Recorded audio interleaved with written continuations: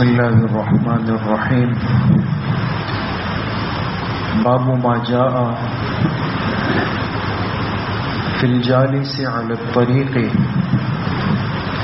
حدثنا محمود بن غيلان قال حدثنا أبو داود عن شعبة عن أبي إسحاق عن البراء رضي الله عنه ولم يسمعه منه أن رسول الله صلى الله عليه وسلم مر بناس من الأنصار وهو جلوس في الطريق فقال إن كنتم لابد فاعلين فردوا السلام وأعينوا المظلوم واهدوا السبيل. حدیث پاک کے درس میں بات چل رہی ہے ہماری زندگی کے گزارنے کے آداب سے متعلق، اور بڑی اہم بڑی خوبصورت باتیں جو رحمت کائنات جناب رسول اللہ صلی اللہ علیہ وسلم کی حیات طیبہ سے امت کو ملتی ہے، اور اندازہ ہوتا ہے کہ آپ نے ہمیں زندگی کے صحیح طریقے سے گزارنے کا ایک ایک راستہ بتایا. کیا راستہ بتایا، کیا کرنا ہے کیا نہیں کرنا، گھر کے اندر گھر کے باہر ہر چیز واضح ہے. اب آج کی جو حدیث ہے تو ایک بڑی اہم چیز جو ہمارے ساتھ جڑی ہوئی ہے، پھر بالخصوص آج کل کے ماحول میں، کہ جہاں انسان کا مزاج اور پھر ایسی صورتحال کہ جس میں سہولیات کی دن بدن کمی کی طرف ہم جا رہے ہوں، تو انسان گھر میں بے چین ہو جاتا ہے، پریشان ہو جاتا ہے، تنگ ہو جاتا ہے.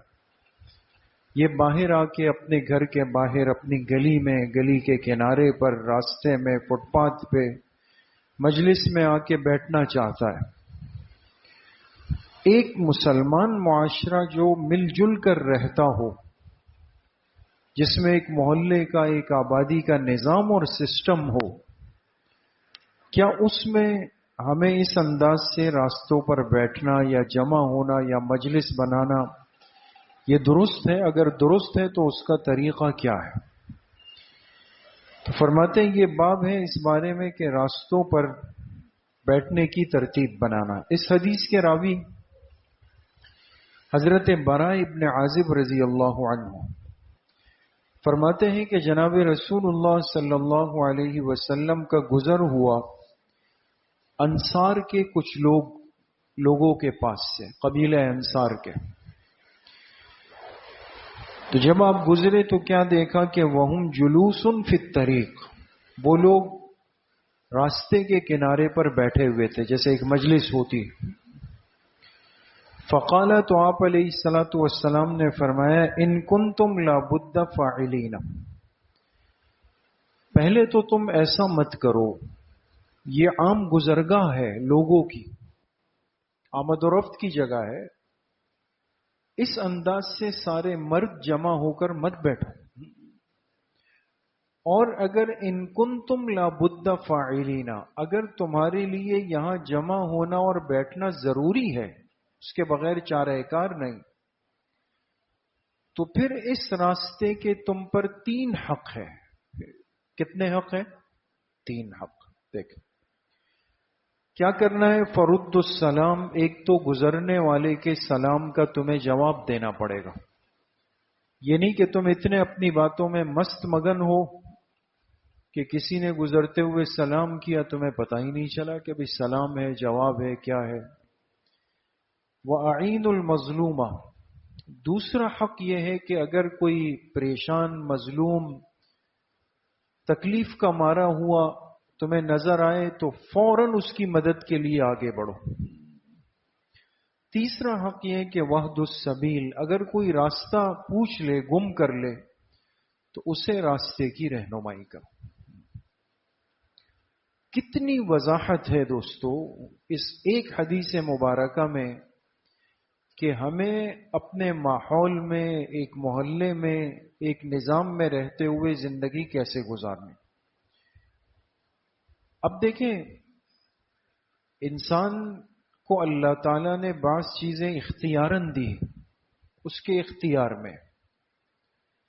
میں اگر چاہوں تو اپنی جیب سے سارے کچرے نکال کر وہ کاغذات یہاں پھینک دوں، کچرا یہاں پھینک دوں، اور چاہوں تو یہاں جو کچرا ہے اس کو جمع کر کے جیب میں ڈال دوں اور لے جا کے ڈسٹ بن میں پھینک دوں۔ دونوں باتوں میں فرق ہے نہیں ہے دوست؟ کتنا بڑا فرق۔ پہلی صورت میں یہ بات واضح ہے کہ میرے مزاج میں صفائی ستھرائی کا حد درجہ فقدان ہے، مجھے جگہ کی صفائی ستھرائی، ادب آداب، معاشرت کا کچھ بھی نہیں پتا۔ میں اس پر راضی ہوں کہ گند ہے، کچرا ہے، گٹر کھلا ہوا ہے، پتھر پڑے ہوئے ہیں، جو ہے اور جو نہیں ہے بس ہو جائے۔ دوسری صورت یہ کہ میں فکر کروں کہ نہیں بھائی یہ تو میرا گھر ہے، میرا راستہ ہے، مجھے بیٹھنا ہے، مجھے گزرنا ہے، تو لہذا مجھے خود اس کی صفائی ستھرائی کی فکر بھی کرنی۔ یہ چیزیں اختیاری ہے دوست۔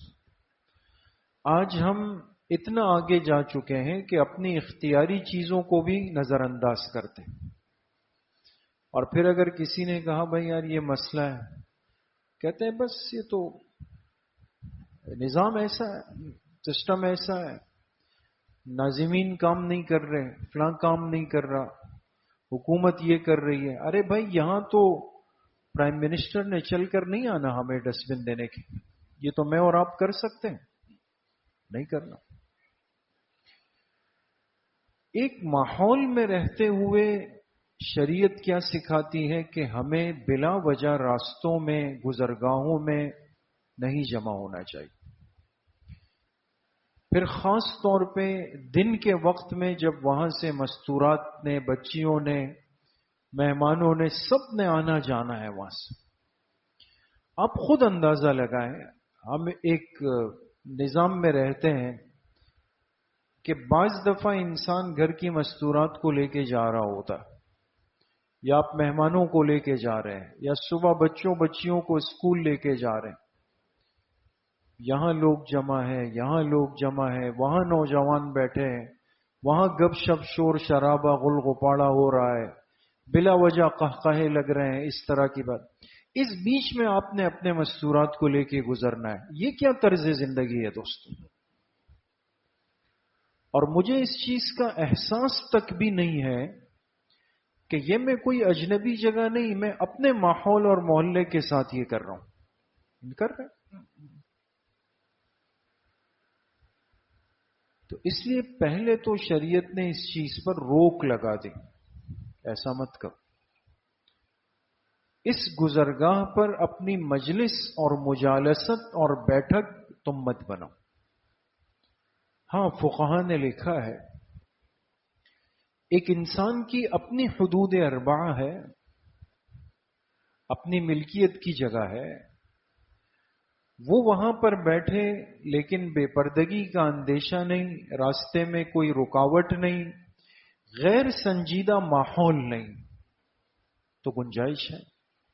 جیسے آپ دیکھتے ہیں ہمارے ہاں خاص طور پہ شہر کراچی میں بہت سارے احباب پرانے وقتوں سے ایک مزاج لے کے چل رہے ہوتے ہیں کہ وہ رات ہوتی ہے تو وہ اپنی اپنی بلڈنگوں کے گھروں کے نیچے، یہ نہیں کہ میں رہتا یہاں ہوں بیٹھوں وہاں جا کر۔ ایک تو یہ چیز غلط زندگی سے نکالنی چاہیے کہ ہماری رہائش ایک جگہ ہے، بیٹھک دوسری جگہ ہے، رہائش ایک جگہ ہے، گاڑی دوسری جگہ کھڑی کی ہوئی، رہائش ایک جگہ ہے، سامان دوسرے کے گھر کے سامنے جا کے رکھ رہا ہوں۔ یہ آدابی زندگی سے نابلد ہونے کی دلیل ہے دوست۔ آپ اپنی عمارت کے نیچے آ گئے، بیٹھ گئے، ایسے وقت میں آپ جمع ہو گئے کہ مستورات کی آمد و رفت نہیں ہے عموماً، پھر راستے سے گاڑیوں کے گزرنے کی کوئی رکاوٹ بھی نہیں ہے، پھر وہاں بیٹھ کر خدا نخواستہ کوئی زوردار آواز میں گفتگو، بلا وجہ کے نامناسب قہقہے، آوازیں، یہ چیزیں نہیں ہیں، ٹھیک ہے کوئی منع بھی نہیں۔ کتنے لوگ بیٹھتے ہیں چارپائیاں نکال کے بیٹھتے ہیں، خاص طور پہ جو چھٹی کے ایام جو شب ہوتی ہے، شب اتوار کو تو بہت سارے احباب بیٹھ جاتے ہیں، دن بھر کی باتیں کرتے ہیں، دماغ کو سکون دیتے ہیں، چائے پیتے ہیں، سب چیزیں کرتے ہیں، فجر پڑھ کے جا کے سو جاتے ہیں۔ آپ نے اپنے گھر اور اپنی گلی اور اپنے ماحول میں کیا، کسی کو تکلیف نہیں دی، کوئی منع نہیں ہے تو اس میں۔ لیکن دن کا وقت ہے، لوگوں نے آنا جانا ہے، قریب میں مدرسہ ہے، اسکول ہے، مکتب ہے، مارکیٹ ہے، سبزی گوشت والے ہیں، یہاں سے سب نے گزر کے جانا ہے۔ اب وہاں پہ نوجوان جمع ہو کے ٹولیاں بنا لے، پریشانی تو بنے گی۔ اس لیے ان چیزوں کی شریعت نے حوصلہ افزائی نہیں کی، اس کو منع کر دیا، پہلی بات۔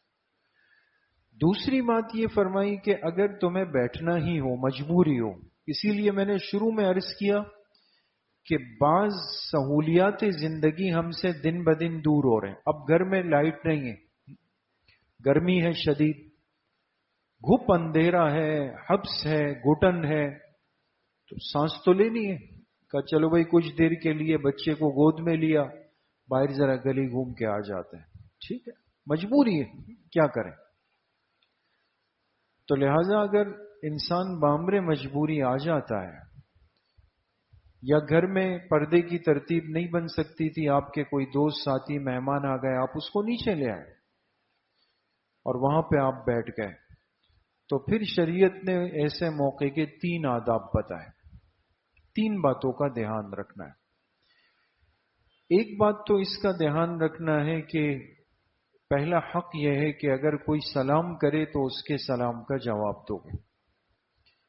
اس میں کیا سمجھایا کہ بیٹھنے والا وہ بالکل بے فکر ہو کر یا ہر چیز سے بے خبر ہو کر نہیں بیٹھے گا کہ کون گیا، کون آیا، کون گزرا، کس نے کیا کہا، جسے بعض دفعہ ہوتا ہے کوئی سلام کر لیں، آپ اس کے سلام کا جواب دے دیں، ایک بات۔ دوسری بات یہ ہے کہ اگر کوئی مدد کا طلبگار ہو تو فوراً اس کی مدد کی جائے۔ آج کل یہ چیزیں عام ہیں۔ اب مثال کے طور پہ کوئی جا رہا ہے، اس سامان اس پہ بھاری ہو گیا اور آپ نے محسوس کر لیا کہ یہ تو لڑکھڑا کے گر جائے گا، بزرگ ہے، فوراً جا کے اس کا سامان سنبھالا۔ کسی کے سامان کی تھیلی پھٹ گئی، فوراً آگے بڑھ کے اس کو سنبھالا۔ پھر اس سے بڑا معاملہ آج کل کا ہے، اللہ سب کی حفاظت فرمائے، یہ چوری چکاری، یہ ڈاکو، یہ لٹیرے، یہ سب۔ اب کوئی مسلمان بھائی گزر رہا ہے، 20 افراد جمع ہیں وہاں پر، ہمارے ایک مسلمان بھائی کو، ایک عاجز کو پکڑ لیا کہ اس سے لوٹ مار ہو رہی ہے، پھر مجلس بھی گئی، بیٹھک بھی گئی، سب ایسے اڑن چھو ہوئے کہ پھر سب غائب ہو گئے، پھر کچھ بھی نہیں، پھر سب نے ریورس گیئر لگانا ہے، بھاگنا ہے۔ اگر ہم اتنے ہی عادی ہیں اپنے مزاج اور ماحول میں بیٹھنے کے، مجلس بنانے کے، تو مجلس کو اتنا سنجیدہ اور جاندار اور محفوظ بنائیں کہ کسی کو ہمارے ماحول میں اجنبی فرد کو، مشکوک فرد کو آنے کی جرات نہیں ہو سکے کہ وہ اندر آ سکے۔ لیکن اب تو ساتھی بتاتے ہیں کہ بالکل اندر آ کے گلیوں میں سینکڑوں لوگوں کی موجودگی میں سب کچھ ہو جاتا ہے۔ تماشا بین تماشا کر لیتے ہیں، ویڈیو بنانے والے ویڈیو بنا لیتے ہیں، ہمارا کوئی مظلوم بھائی لٹ جاتا ہے، وہ بعد میں گلے فریاد کرتے ہوئے چلا جاتا ہے۔ تو کیا فائدہ ہماری ان مجلسوں کا، ان بیٹھکوں کا، جو صرف لایعنی سی ہو گئی؟ اس کو بامقصد بنائیں۔ کوئی مدد کا طلبگار ہے، ٹھیک ہے، خدا نخواستہ ایک نہتہ شخص ہتھیار کا مقابلہ نہیں کر سکتا، لیکن اپنے مظلوم بھائی کی مدد کریں، اس کو اپنے قریب کریں، اندر جگہ دے دیں، وہ محفوظ ہو جائے۔ اپنے گیٹ بھی بند، سب بند کر دیے، وہ جانے باہر، اس کے معاملات جانے۔ تو مدد جس بھی صورت کی ہو اس کو فوراً کر لینا چاہیے تاکہ کسی کو پریشانی نہ ہو۔ تیسری بات یہ ہے کہ اگر کسی نے راستہ پوچھ لیا، راستہ گم کر دیا، بھئی میں یہاں سے جا رہا ہوں، مجھے سمجھ نہیں آ رہی کہ فلاں بلڈنگ کہاں پر ہے، 3 دفعہ دیکھ لیا، تو اپنی باتوں میں اور گپ شپ میں اتنی مگن ہے کہ وہ پرواہ ہی نہیں کہ اس کے ساتھ کوئی رہنمائی کا معاملہ کیا جائے. تو عرض کرنے کا مقصد یہ ہے کہ آپ ان باتوں میں شریعت کے مزاج کو دیکھیں. پہلے تو ناپسند کیا کہ اس طرح کی مجلسیں نہ لگائی جائے نیچے. پھر جب اجازت دی تو اس میں شرائط لگا دی کہ آپ نے اسلامی آداب کی رعایت بھی رکھنی ہے، سلام کا جواب دینا ہے، آپ نے ماحول کی حفاظت بھی کرنی ہے، مظلوم کی مدد کرنی ہے، آپ نے ایک ہمدردی، صلہ رحمی، بھائی چارگی کو فروغ دینا ہے، کوئی راستہ گم کرے، کوئی پریشانی ہو تو اس کی رہنمائی بھی کرنی. یہ سب چیزیں اگر ہے دوستو تو پھر تو ٹھیک ہے، ہم بیٹھ جائیں، جمع ہو جائیں. لیکن اگر یہ نہیں ہے تو پھر ان باتوں کی قطعاً حوصلہ افزائی نہ کیا ہے. مت کریں ان چیزوں کی حوصلہ افزائی، نہ خود ان چیزوں کا ہم حصہ بنے. آج اپنے اوقات کی حفاظت کرنی چاہیے. راتوں کو دیر تک جاگنا اور یہ کہنا کہ جی یہ ہماری برسوں کی اور پرانے علاقے کی عادت ہے، تو قبر تک جانی ساتھ میں. تو اس کا مطلب یہ ہوا کہ رات کے تہجد کے معمولات کے لیے اٹھنا نہیں ہو سکتا. یہ ہو سکتا ہے سب چیزیں. بات سمجھ میں آ گئی. اور نیند نہ آئے، جیسے آج کل عام ہے کہ نیند نہیں آتی، دیر سے آتی ہے، تو اس کا بھی یہ حل نہیں ہے کہ ہم نیچے آ کے بیٹھ جائیں یا کناروں پر بیٹھ جائیں. حادثات ہیں، فتنے ہیں، بہت زیادہ ہے. تو گھر جا کر انسان اس کے لیے کوئی جائز، کوئی مناسب طریقہ ڈھونڈ لے، اپنی تلاوت کر لیں، اپنے معمولات کر لیں، گھر والوں سے بات چیت کر لیں، کوئی لکھنے پڑھنے کا کام کر لیں، جو چیزیں ہیں وہ پورا کریں اور اللہ سے مانگتے رہیں، لیٹ کر مانگتے رہیں، تاکہ یہ ہمارا رات کا سونا اپنے معمول کے اندر آ جائے. وہ ایک ساتھی سے بات ہو رہی تھی تو وہ مجھے کہنے لگے اصل میں مسئلہ یہ ہے کہ جسم بھول چکا ہے کہ مجھے سونا کب ہوتا ہے. یہ جسم ہے نا اللہ پاک کا دیا ہوا، اس کو بھی اللہ پاک ایک شعور دیتے ہیں، اس کی ایک عادت ہوتی ہے دوست. اب دیکھیں نا، آج سے 30-35 سال پیچھے چلے جائیں اور ان بزرگوں سے پوچھیں، یہ کہیں گے کہ محال تھا کہ عشاء کے بعد کوئی گھر میں جاگے. 9 بجے 10 بجے سب سو رہے ہوتے، ہے نا. وہ آگے آیا 11 بجے، پھر 12 بجے. پھر ہم نے خود اپنے رمضان کے معمولات خود طے کیے کہ رمضان کی پوری راتیں جاگنی.